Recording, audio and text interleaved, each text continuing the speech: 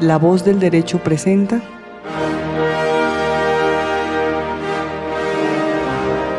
Debates constitucionales. Los grandes temas de la actualidad dentro y fuera de Colombia, con repercusiones en el derecho constitucional, analizados por especialistas. Los hechos, bajo la lupa del derecho constitucional y la ciencia política. Debates constitucionales. Director: José Gregorio Hernández Galindo.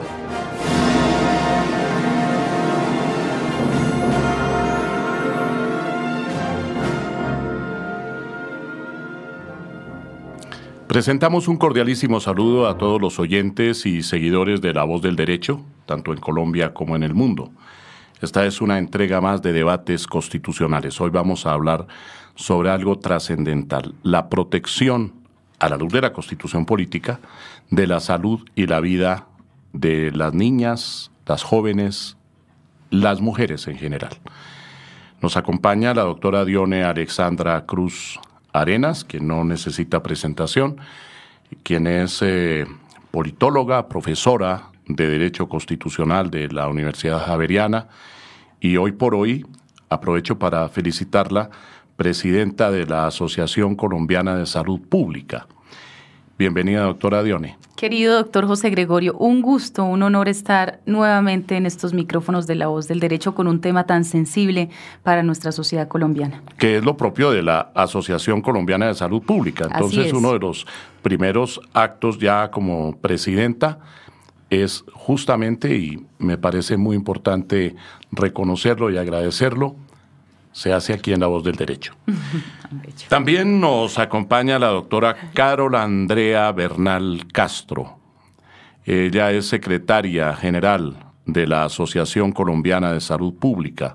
Es fonoaudióloga, magíster en discapacidad e inclusión social de la Universidad Nacional de Colombia. Actualmente es estudiante con excelencia académica en el doctorado en Salud Pública de la Universidad Nacional igualmente. Tiene una vasta experiencia como profesora, como investigadora, como consultora, coordinadora de proyectos para entidades públicas y privadas. Por ejemplo, la OEI, la Secretaría de Educación de Bogotá, el Ministerio de Educación Nacional, entre otros.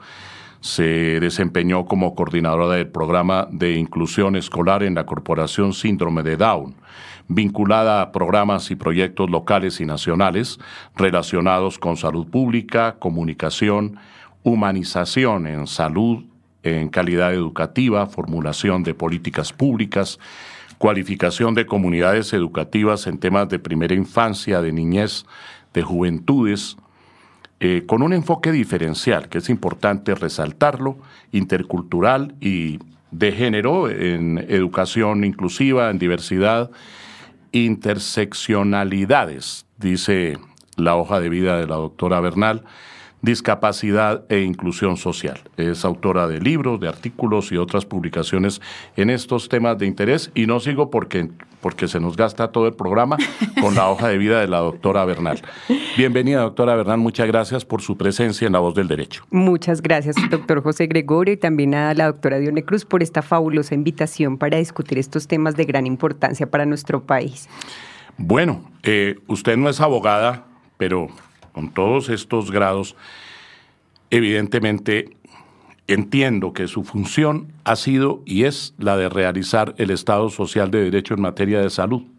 Así es, querido doctor. Yo pienso que esa es una misión y una función que todos los profesionales, independientemente del campo en que nos desempeñemos, debemos tener muy presente. Así debería ser. Así debería ser. Pero normalmente no es. La pregunta que quiero formularles a ustedes es la de si en la realidad de la vida en Colombia estamos cumpliendo con unos objetivos del Estado Social de Derecho. Y les voy a mencionar apenas dos normas. La del artículo 44 de la Constitución, que señala que los niños, y es una responsabilidad de la familia, la sociedad y el Estado, tienen unos derechos que inclusive prevalecen sobre los derechos de los demás. Dice la norma que la familia, la sociedad y el Estado tienen la obligación de asistir y proteger al niño para garantizar su desarrollo armónico e integral y el ejercicio pleno de sus derechos. ¿Y cuáles son esos derechos? Allí aparece, ante todo, la vida. No está siendo protegida adecuadamente la vida de los niños y vemos permanentemente cómo son ellos los que sufren las consecuencias no solo del crimen, violaciones, ataques a su dignidad, sino también sufren por causa del abandono. Ya vamos a ver eso. La integridad física, la salud, la seguridad social, la alimentación equilibrada, su nombre, su nacionalidad, tener una familia, no ser separados de ella, el cuidado y el amor, la educación y la cultura, la recreación, la libre expresión de su opinión. Bueno, todos esos derechos tienen que ser protegidos plenamente, dice la Constitución. En cuanto a las mujeres, el artículo 43 de la Carta Política señala que la mujer y el hombre tienen iguales derechos y oportunidades. ¿Sí será verdad en Colombia o no? La mujer no podrá ser sometida a ninguna clase de discriminación, dice la Constitución Política. Durante el embarazo y después del parto gozará de especial asistencia y protección del Estado y recibirá del Estado subsidio alimentario si entonces estuviere desempleada o desamparada. Y señala finalmente que el Estado apoyará de manera especial a la mujer cabeza de familia. ¿Esto es una fantasía o es una realidad, doctora Diony? Pues, doctor José Gregorio, ese es el mandato de nuestra Constitución Política del 91, como usted ha dicho muy bien, pero estamos muy lejos de cumplir ese mandato. Y estamos muy lejos porque no hemos transformado nuestra cultura. Y esto viene desde la educación, desde la primera infancia. Eso no puede empezar cuando ya estamos ejerciendo magistraturas o cuando somos jueces de la República o somos comisarios de familia, sino que realmente esto arranca cuando prácticamente se encuentran el óvulo y el espermatozoide. Allí ya empieza un proyecto de ser humano en formación.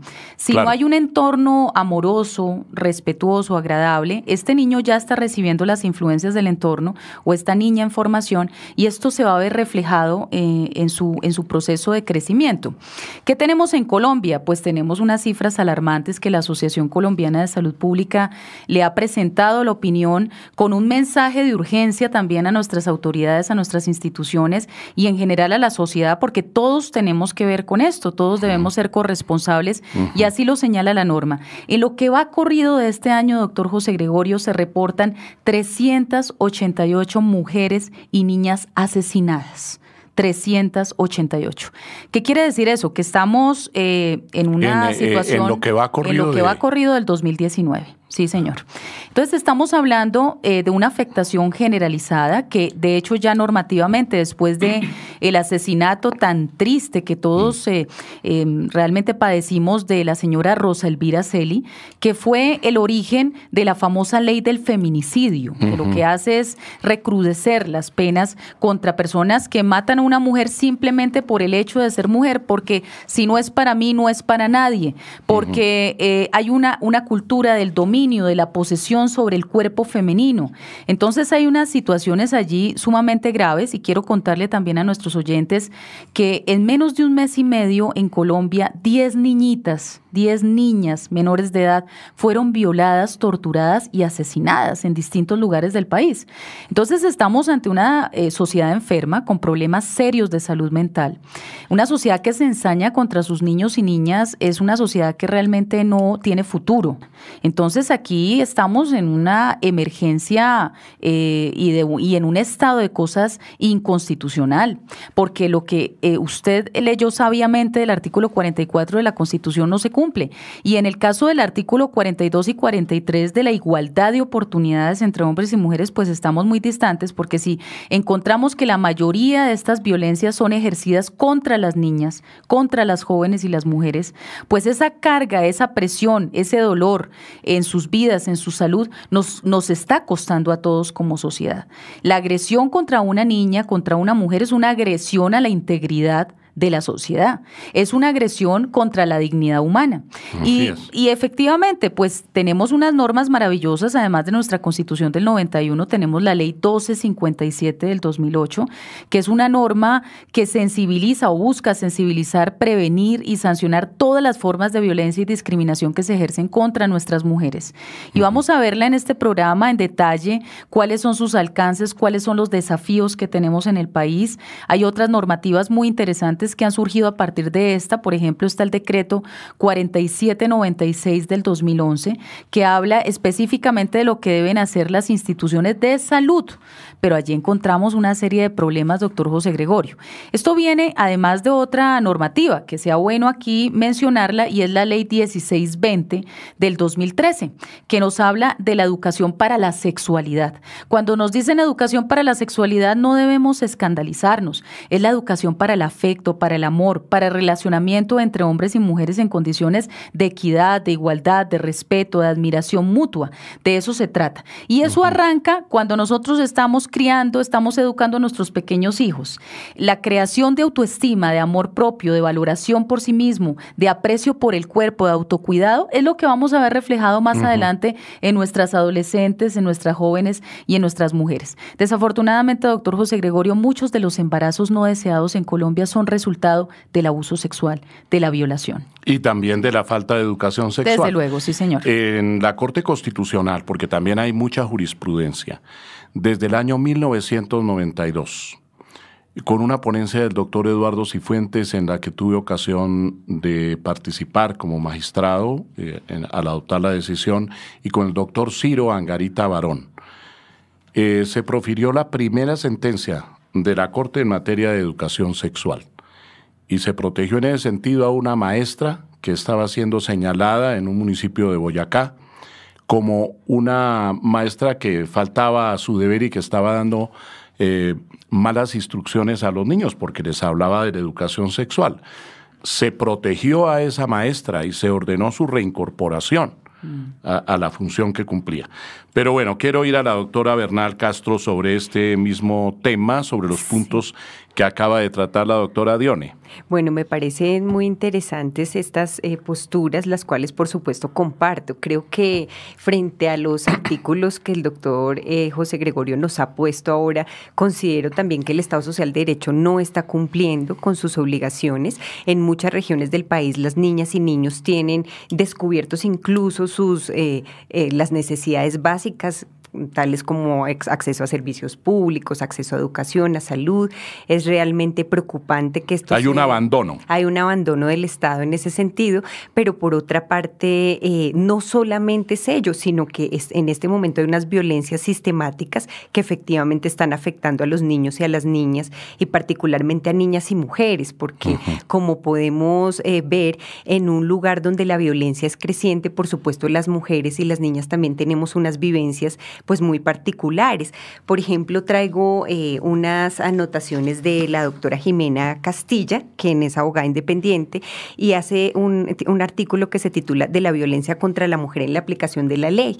Y ella hace allí unas reflexiones que me parecen que son bastante interesantes, porque dice que en los temas de violencia sexual está estadísticamente demostrado que las víctimas, pues en su mayoría somos niñas y mujeres, pero que también alrededor de eso hay una serie de cuestiones que de pronto son a veces difíciles de hablar, son temas complejos que la sociedad no queremos mirarnos al espejo, no queremos vernos a la cara, pero en realidad muchas veces los violadores, por ejemplo, son parientes de los niños y niñas. Esto ocurre en sus casas. Sí. Y en ocasiones hasta con la aceptación de la madre. Sí, claro. Ha ocurrido varias veces. De acuerdo, es una cosa doctor, verdaderamente contraria a la dignidad y al respeto que merece el niño. Y esto que usted menciona, doctor, me parece también muy importante, porque da cuenta de cómo también en los hogares están pues distribuidos los temas de las jefaturas del hogar, como se llama todavía acá de acuerdo al DANE, pero esas jefaturas en muchos casos, aun cuando la mujer pueda ser la proveedora del hogar, tiene una posición también de sumisión por todo el tema de estereotipos de género. Tienen a veces unas relaciones donde ellas están sometidas, tienen unas situaciones de violencias, de miedos y demás, donde pues a veces las personas que asumen como este rol del patriarca que domina, que tiene una dueñidad sobre el hogar, que considera que de pronto su familia, su esposa, sus hijos son como una propiedad, pero no sé, se imaginará otro tipo de lugar, pues piensan que además pueden vulnerar absolutamente todos los derechos, ¿no? El despojo de esas posibilidades también de vivir en paz, de vivir en unas buenas condiciones. Esto, digamos, es algo complejo y pues también posterior a ello, cómo se realiza el manejo también de esas situaciones. No sé si, por ejemplo, escucharon recientemente el caso de una mujer que fue atacada en Bogotá, Lady Delgado, hace apenas 4 días, y pues ella ya había realizado 17 procesos de denuncia en contra de su expareja que la estaba agrediendo, pero desafortunadamente esto no fue eficaz, ¿sí? Nos lleva a preguntarnos un poco, por un lado, cuál es la eficacia también de esos mecanismos, de la activación a veces de estas rutas de prevención, cuál es la protección, pero sobre todo cuál es la importancia que se le está dando también desde este Estado social de derecho a ese tipo de problemas, porque yo creo que en últimas uno sí podría estar hablando de una especie quizás de genocidio, que en cierto modo está siendo pues como con una complicidad en cierto modo quizás de toda la sociedad, ¿no? Bueno, pero entonces a ella, a esta señora que había pedido protección, ¿no se la brindaron y fue asesinada? No se la brindaron. Está en cuidados intensivos, doctor José. En el hospital del Tunal. Bueno. Sí. Es decir, su integridad personal fue afectada. Afectada gravemente. Y si está en cuidados intensivos es obvio que está en peligro. Claro. Está en peligro y está en peligro incluso de que, pues de poder salir de ese estado en que se encuentra la unidad de cuidados intensivos en el Hospital del Tunal, pues pueda tener de pronto alguna afectación o tener algún tipo de discapacidad secundaria, digamos, como secuela a las violencias y a las puñaladas brutales que recibió este individuo. Entonces es bastante complejo que se tenga que llegar a ese momento, ¿no? Porque uno pensaría que tiene esa protección del Estado, que tiene esa protección de la sociedad, es madre de un niño muy pequeño y es realmente una mujer además muy joven, que uno pues queda asombrado justo en la dirección de lo que la doctora Dione ahora nos comentaba. ¿Cómo es ese tema también de la educación sexual? ¿Cómo es ese tema en que aprendemos del amor, ¿no? ¿Cómo es que aprendemos ese amar al otro? ¿Cómo es que nos relacionamos con los demás? Hombres y mujeres, por supuesto. Claro. Hemos visto que estas situaciones de violencia, de agresión, se han extendido en los últimos años de una manera increíble. Yo no creo que sea nuevo. Esto ha venido pasando seguramente desde la época de la conquista y la colonia. Así es. Desde luego. Es una herencia española, sí, en efecto. Pero primero que todo, no había esta conciencia de denuncia que poco a poco ha venido creciendo, aunque no es total, pero ya por lo menos muchas personas y muchas mujeres, muchos niños inclusive, entienden que hay que contar, que hay que decir lo que pasa. Porque algunos entendían que la violencia en el interior del hogar, la violencia intrafamiliar, debía permanecer allí, dentro del hogar, y que nadie se debería meter. La norma del artículo 44 de la Constitución en ese sentido es sumamente clara. Artículo 44. Los derechos de los niños prevalecen sobre los derechos de los demás y cualquier persona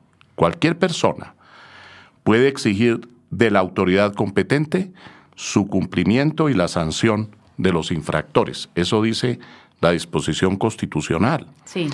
Y tenemos normas hoy que afortunadamente, a pesar de que la mujer a quien se ha violentado, a quien se ha golpeado, se la ha irrespetado, retire la denuncia, porque eso ocurre. Va a retirar la denuncia y a rectificar, ¿no?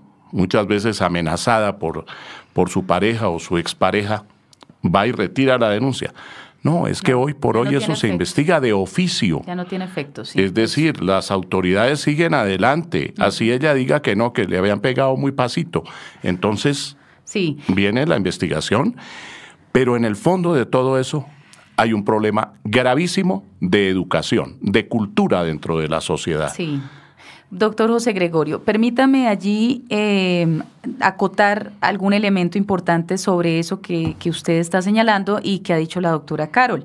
Claro, la sociedad cada vez gana en sensibilización y por lo tanto cada vez más personas acuden a comisarías de familia, juzgados de familia, Policía Nacional, porque además tenemos una ruta de atención extendida en muchos actores del Estado colombiano.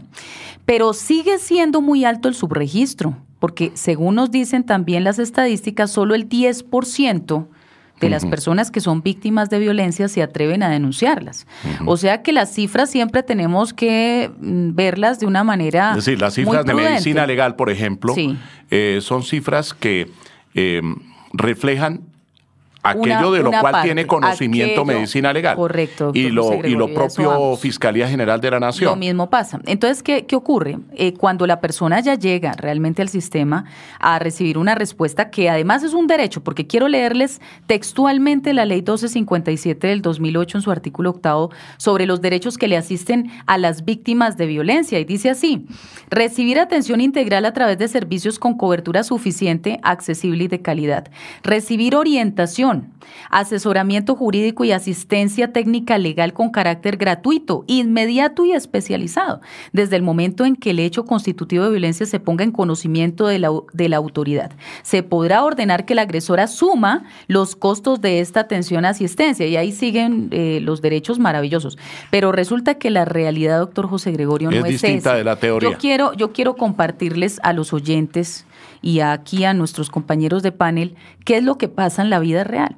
Lo que pasa en la vida real es lo que la doctora Carol acaba de citar con el caso de la señora de los 17 idas a denunciar a su agresor. Es exactamente eso.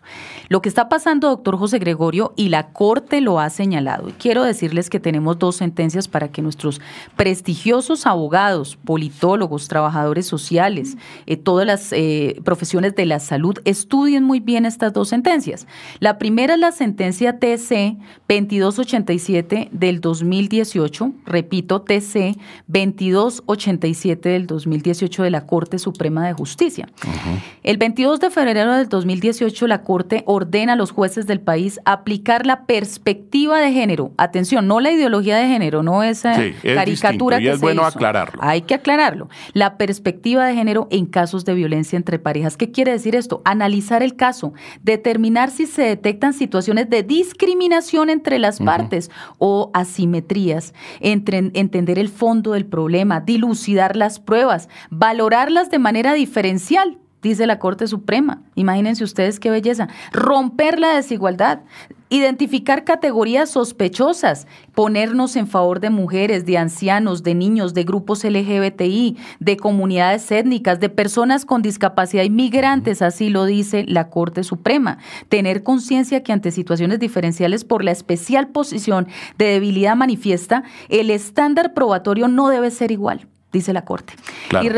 Y resulta que tenemos, miren lo que dice para los funcionarios judiciales, atención para nuestros oyentes, que sabemos que muchos son funcionarios de nuestra rama judicial, tienen el deber de aplicar el derecho a la igualdad en sus decisiones e introducir el enfoque diferencial para disminuir la violencia frente a grupos desprotegidos y débiles, claro, romper patrones socioculturales machistas en el ejercicio de roles de hombres y mujeres, roles de desigualdad. Y la Corte Constitucional, doctor José Gregorio, por su parte, en la sentencia T-338 del 2018, dijo: ordena asistencia obligatoria de todos los jueces a capacitación sobre género.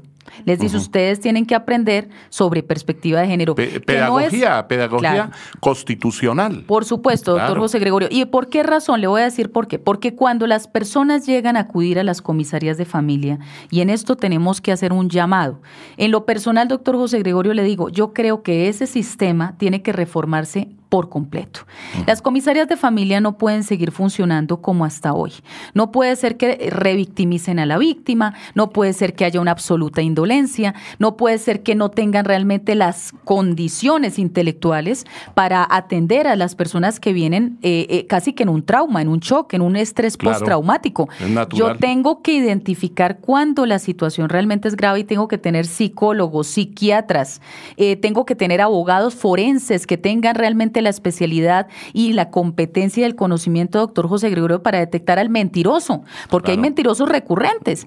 Si yo, por ejemplo, tengo un caso en una familia donde el padre fue violento con su esposa y el hijo aprendió la violencia con el padre, y resulta que por casualidad, en lo posterior de la vida, llega el mismo hijo agrediendo ahora a la madre, pues yo digo, acá hay un patrón de conducta, aquí hay un patrón de comportamiento. Por eso el problema de la formación es fundamental. Como tú decías, desde que somos muy infantes.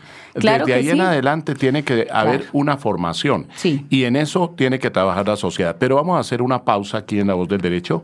Ya regresamos. Esta es La Voz del Derecho.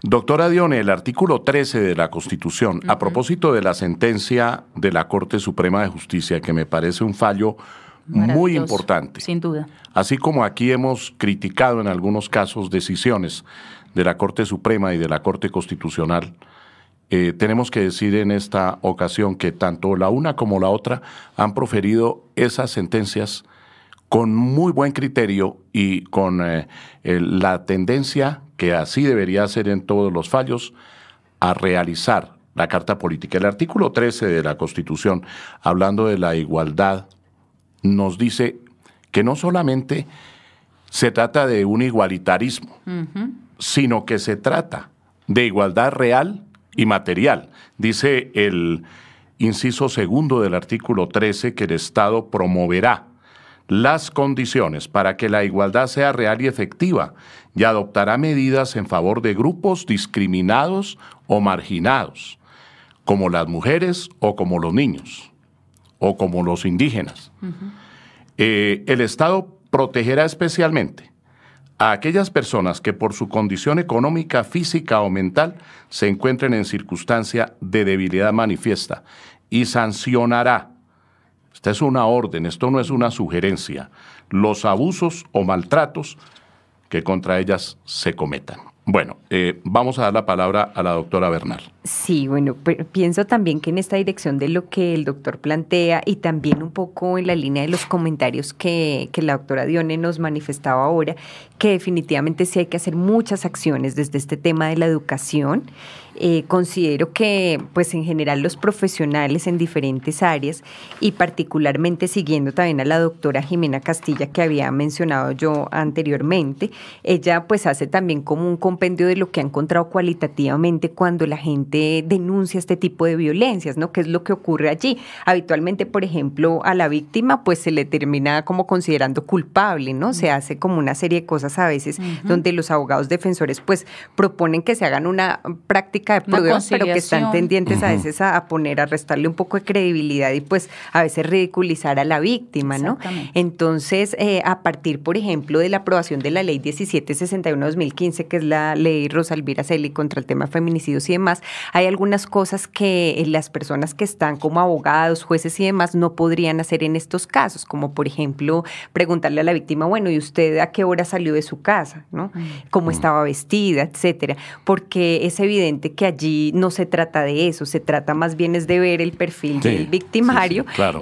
Pero en muchos casos, tal y por ejemplo como el de la mujer chilena que fue asesinada aquí en Colombia por una persona colombiana, pues en este caso parece que él se va a declarar pues como con algún tipo de problema psiquiátrico y demás, y eso es algo que se hace lo que siempre alega para evadir la justicia. Entonces uno se pregunta hasta qué punto esto debería continuar operando, porque la mayor parte de los casos, de acuerdo a la doctora Jimena, parece que eso se presenta muy comúnmente, no veamos nada más el de Juliana Zamboni y otros, porque se ve como una oportunidad del agresor para restar, digamos, como sus tiempos a veces de cumplir, digamos, con la penalización que eso debería implicar, pero pienso que más allá de eso, para dejar de operar, ¿no? En el ambiente en el que está, porque en muchos casos se trata pues también de personas que cometen ese tipo de agresiones sistemáticamente, ¿no?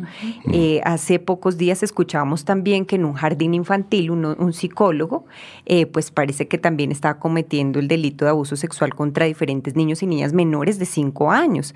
Entonces esto es súper grave porque la persona, por ejemplo, ejemplo, evadió la justicia, ¿sí? Como hay, digamos, unos procesos a veces tan lentos detrás de esto. Claro. Es complejo. En un libro que se llama Si Adelita se fuera con otro del feminicidio y otros asuntos, de la doctora Isabela Gatón Santander, que es una de las coautoras de esta ley contra los feminicidios, ella hace como unas descripciones también de algunas de estas personas que han sido encontradas culpables de este tipo de delitos, como el hombre que, por ejemplo, en Monserrate, pues llevaba a cabo todo este tipo de crímenes y demás.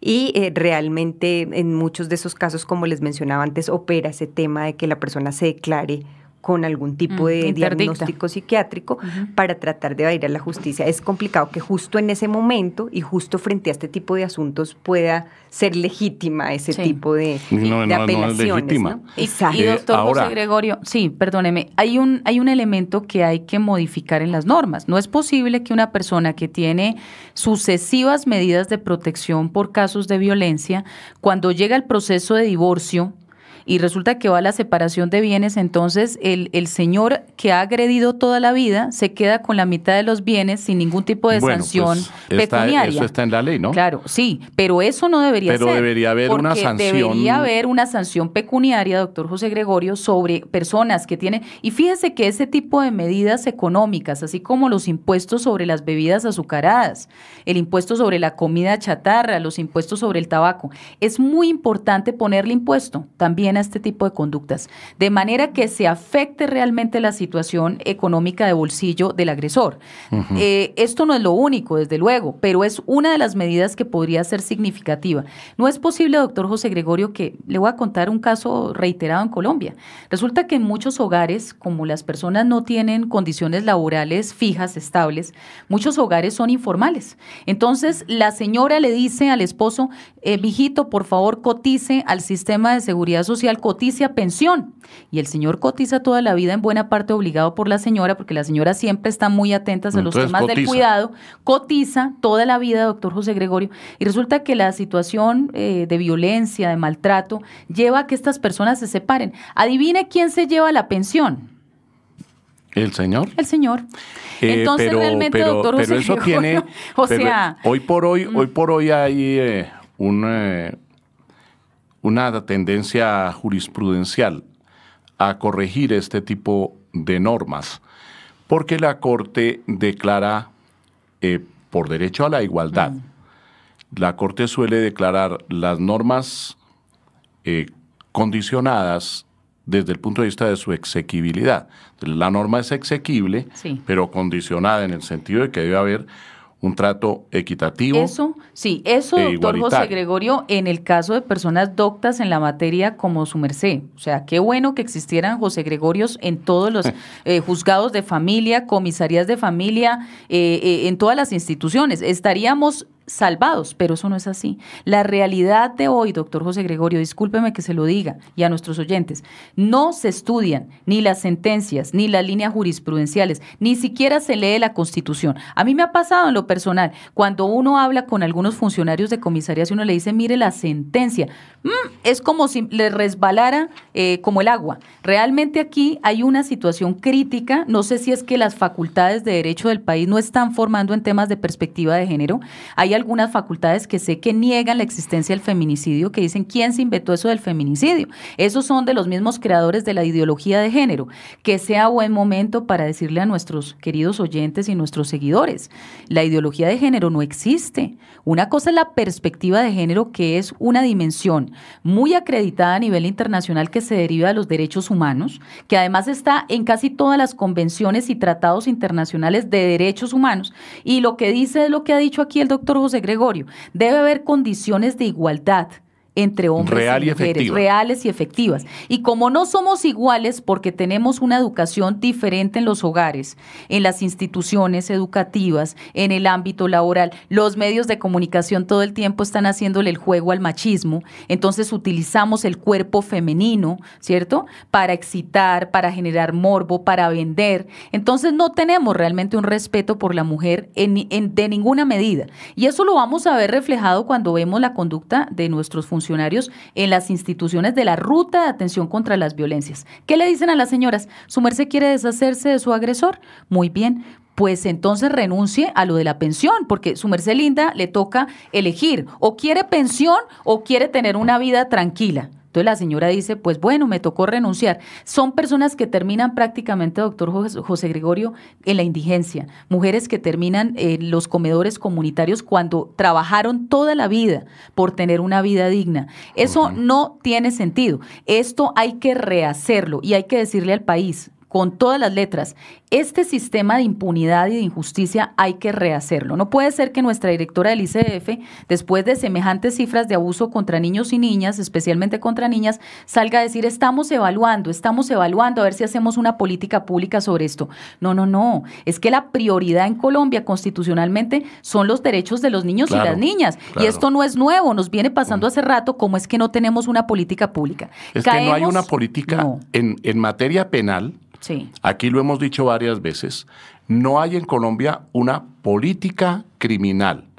Y entonces, como no la hay tendencia en esos despachos, a lo largo y ancho del territorio, habiendo jueces muy buenos, habiendo comisarios de familia muy buenos, gente que hace patria, pero también hay una tendencia generalizada a que cada cual interpreta la Constitución y la ley como quiere, porque ni siquiera leen la Constitución algunos. No se estudia. Entonces, tenemos que volver al rigor jurídico. Claro. Y permítanme insistir en lo de la educación. Esta es una responsabilidad de la familia, de la sociedad, del Estado, de los medios de comunicación. Los medios de comunicación deberían contribuir verdaderamente a divulgar la Constitución. El artículo 41 de la Carta Política establece que en todas las instituciones de educación, oficiales o privadas, serán obligatorios el estudio de la Constitución y la instrucción cívica. Yo no sé si eso se está cumpliendo.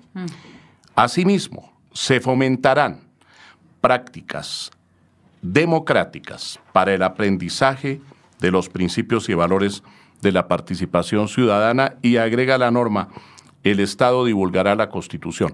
Había un programa de televisión muy bueno. Estaba yo en la Corte Constitucional, dictábamos las sentencias de revisión de tutelas, y el programa de televisión se denominaba La Tutela y era de los más vistos. Qué belleza. Pues lo quitaron. Ay, no. Lo eliminaron. Era en el canal oficial, el canal del Estado. Sí, el canal institucional. Se hacía mucha pedagogía constitucional. Ay, qué maravilla. Y resulta que el programa fue eliminado probablemente por razones de sintonía mal entendida, porque tenía una alta sintonía, pero quizá les pareció que ese tema no era importante y quitaron el programa. Y es que el nivel de desconocimiento que tenemos de nuestros derechos, de la Constitución, y eso es altísimo. No conocemos realmente nuestros derechos. Y ahora que el doctor José Gregorio mencionaba el tema de la educación y de cómo juegan allí también los medios de comunicación, me hace recordar un suceso hace más o menos unos 2 o 3 años, donde en la estación de la calle 72 en el Transmilenio había un aviso gigantesco, más o menos pues como toda esta pared,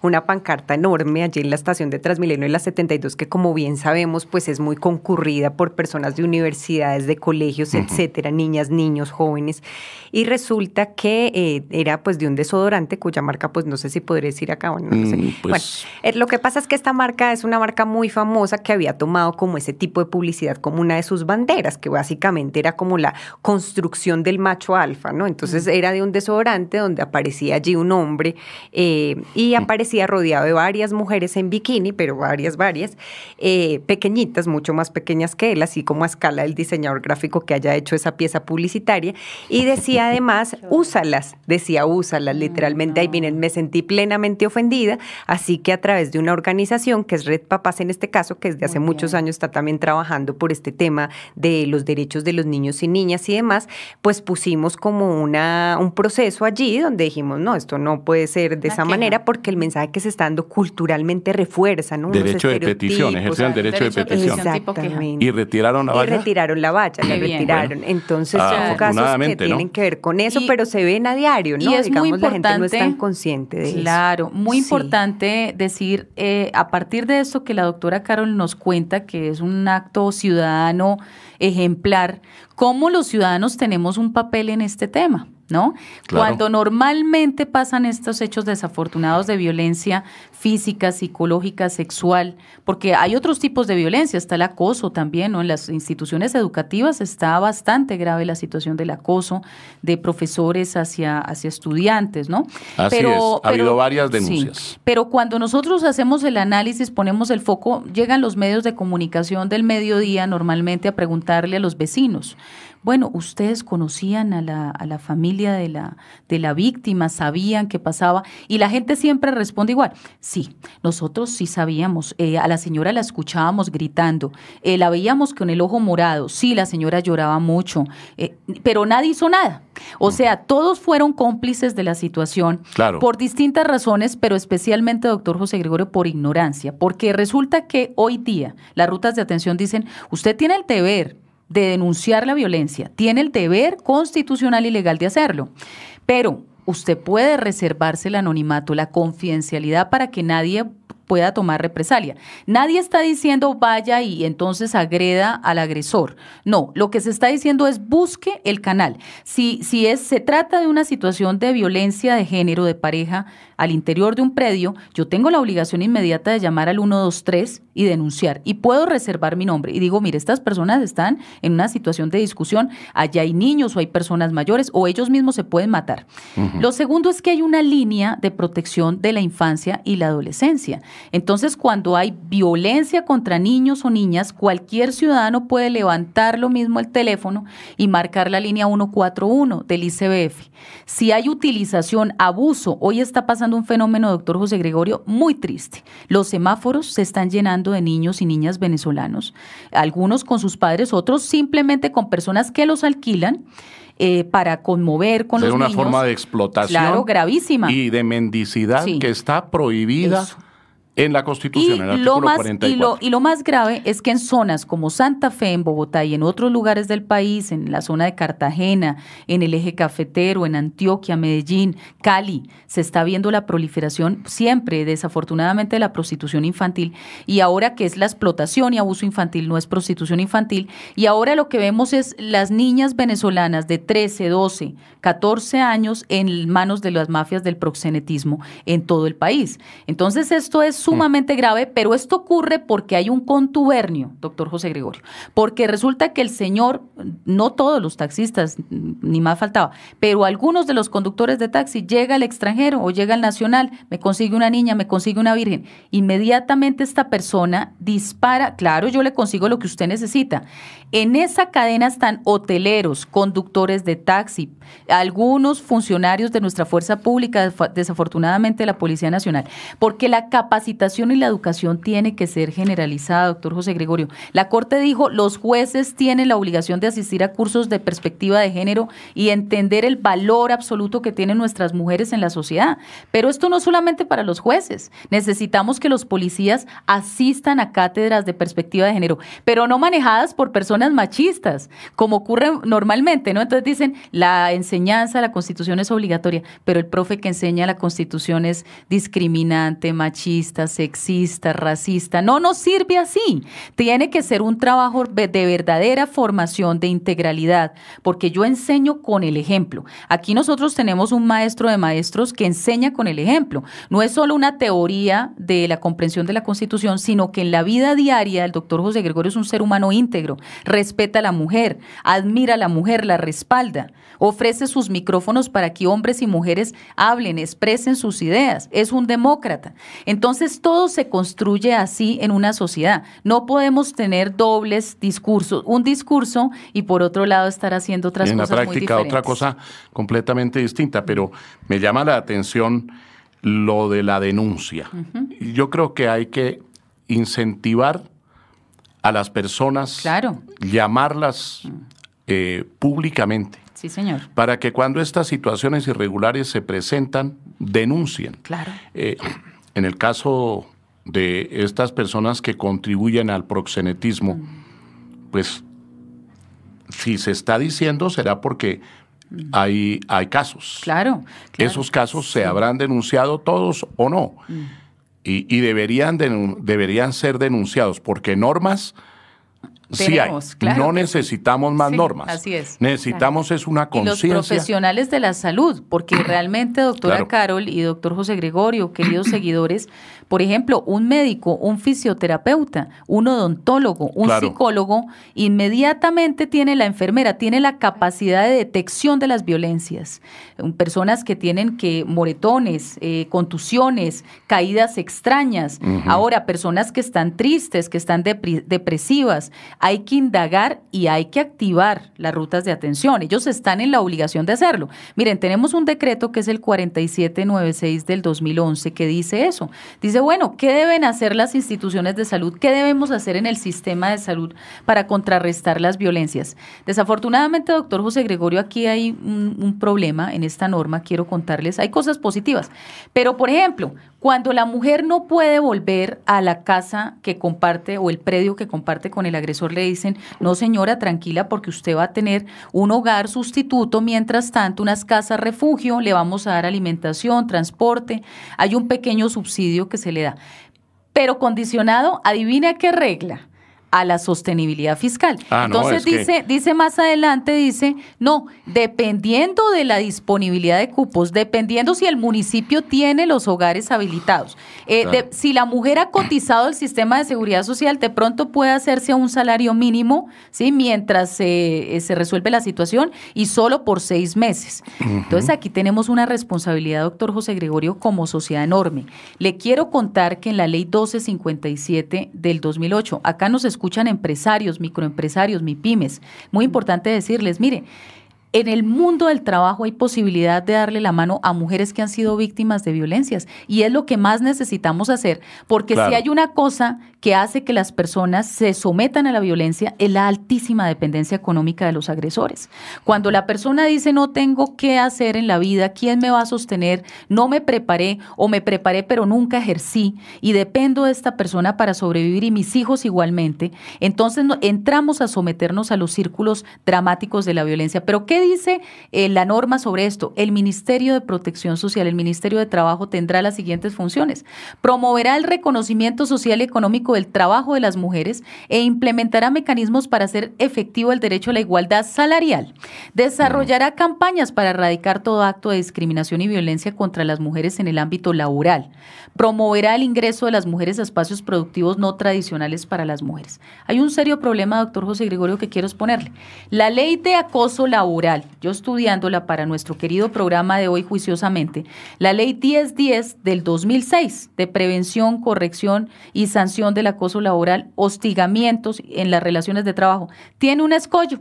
Dice así, no se aplica en contratos de prestación de servicios, porque en ellos no se configura el principio de jerarquía y subordinación, como les parece la belleza. Eso destruye todo toda la norma. Gregorio, esto es un absurdo. ¿Cómo van a decir en un país donde la mayoría de los trabajadores son de prestación de servicios que ahí no aplica el acoso laboral? Claro, por favor. Sí, ahí realmente pues no hay una relación laboral en estricto sentido, no hay un contrato de trabajo. Pero sí hay una de acoso, situación de subordinación, no de subordinación en el sentido laboral del término, pero sí hay una situación de indefensión de la persona. Correcto, así es. Totalmente. Por ahí deberíamos revisar esa norma. Y doctora Dione, también el Congreso, y permítanme decirlo igualmente, la Corte Constitucional en algunos de sus fallos tienen responsabilidad en esta falta de información sobre lo que la Carta Política señala sobre los derechos y sobre la protección. En cuanto al Congreso, se mencionaba la sostenibilidad fiscal, una norma perfectamente inspirada en el Estado Social de Derecho, que hacía parte del Estado Social de Derecho, el artículo 334 de la Constitución. Resulta que, mediante acto legislativo número 3 de 2011, le introdujeron un elemento neoliberal que acabó con la norma, porque señala que la sostenibilidad fiscal deberá fungir como instrumento para alcanzar de manera progresiva, vamos a ver cuando lo digan los tecnócratas de quinto nivel del Ministerio de Hacienda o de Planeación Nacional, entonces deberá fungir esa sostenibilidad fiscal como instrumento para alcanzar de manera progresiva los objetivos del Estado social de derecho. Progresivo. Y declara que el Estado de manera especial intervendrá para dar pleno empleo a los recursos humanos y asegurar, otra vez, de manera progresiva, que todas las personas, en particular las de menores ingresos, tengan acceso efectivo al conjunto de los bienes y servicios básicos. Es decir, prolongamos un estado de cosas que es inconstitucional, es contrario al Estado social de derecho. Sí. Pero la Corte declaró esta norma exequible. Sí. Afortunadamente, sí. Afortunadamente, doctoras, vino alguien en el Congreso y propuso un parágrafo que quedó allí, afortunadamente. Sí.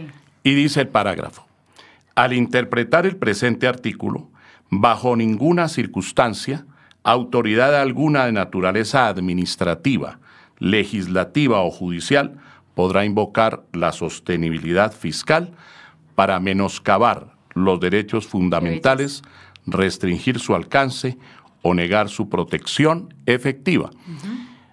Haciendo una interpretación sistemática de la Constitución, a mí me parece que esta norma prevalece sobre lo que dice antes la reforma y, por lo tanto, lo de la sostenibilidad fiscal también se queda en teoría, porque debe prevalecer el derecho material, el derecho sustancial. Y decía que la Corte Constitucional tiene también algo de culpa en esto, porque recientemente se profirió sentencia que aquí criticamos en la Corte sobre los despidos a las mujeres embarazadas, ¿no? en materia laboral.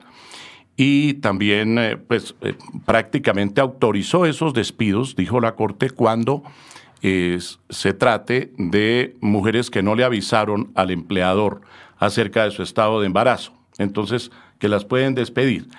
Y también la Corte declaró inexequible una norma muy sana, a mi juicio.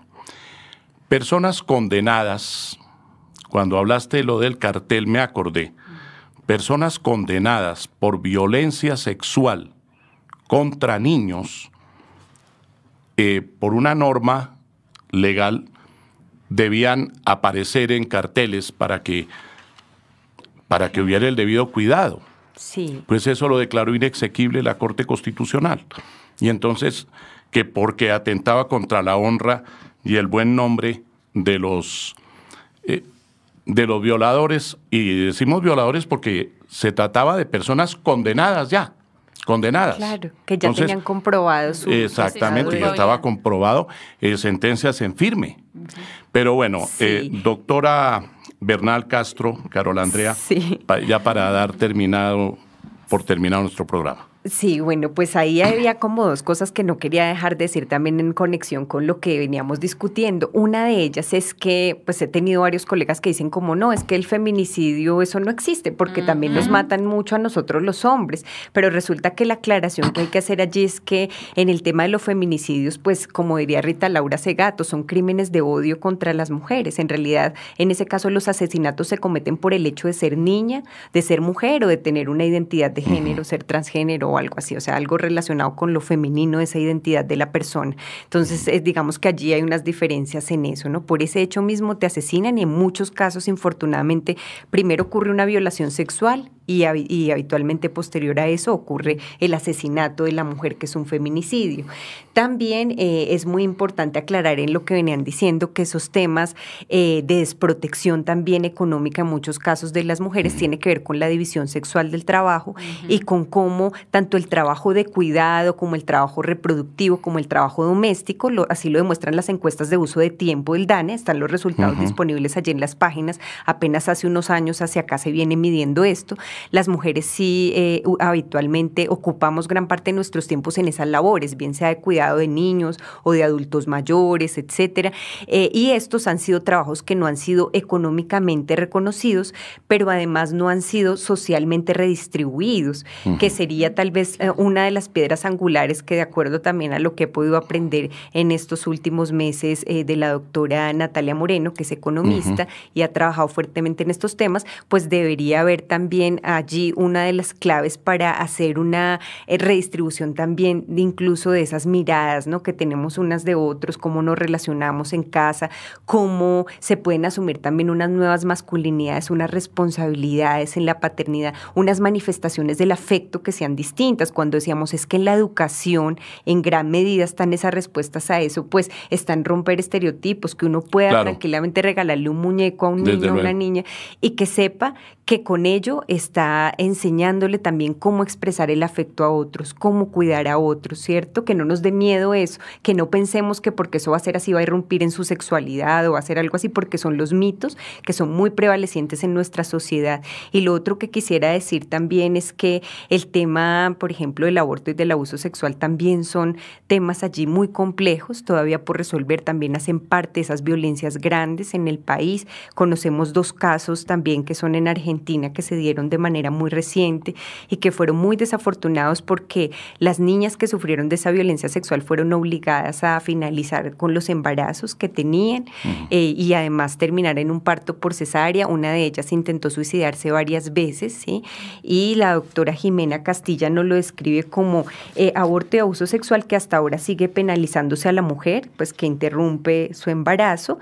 Dice que sería en contrasentido inexigible, como lo sería exigir a quien es lesionado con arma blanca o con proyectil de arma de fuego que conserve en su cuerpo el arma o el proyectil, el producto del delito.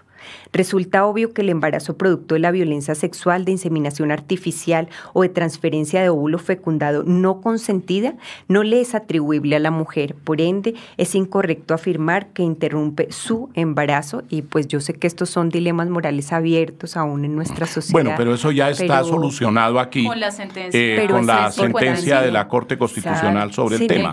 En los casos en los cuales el aborto no constituye delito, que son 3 casos básicamente. Uno de ellos es el de el peligro para la salud o la vida de la madre.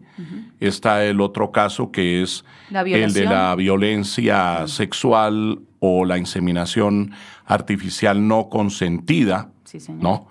Y el caso de las malformaciones del feto no viable.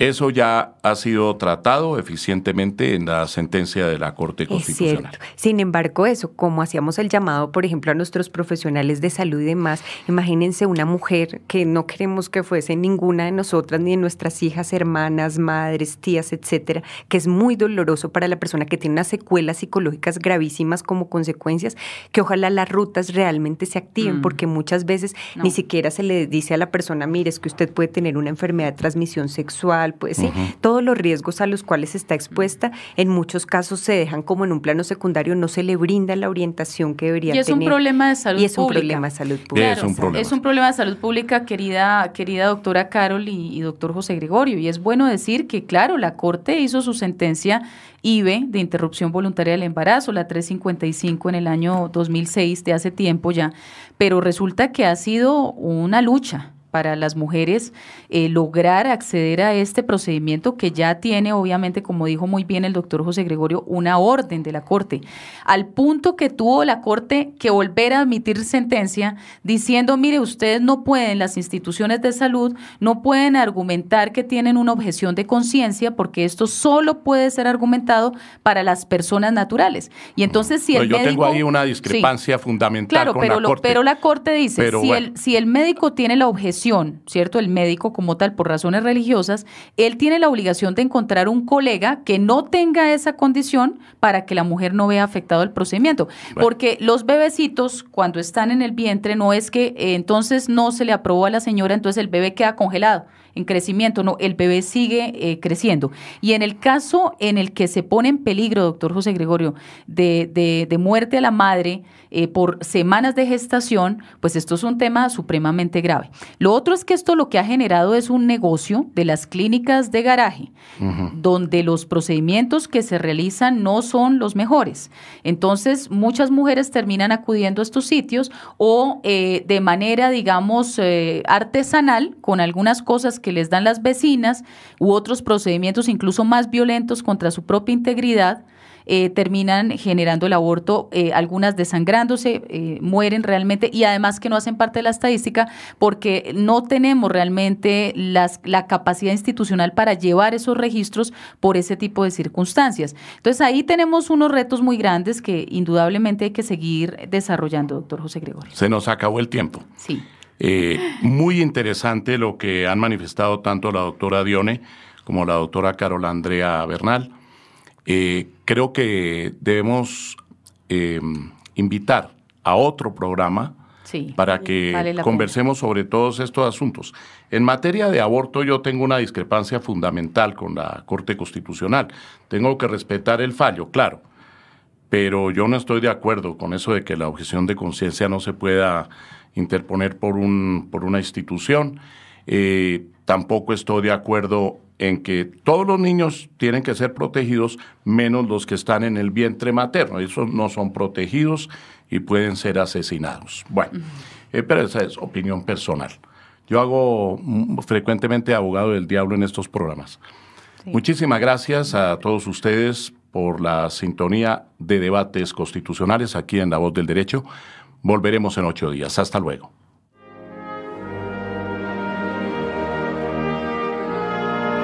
La Voz del Derecho presentó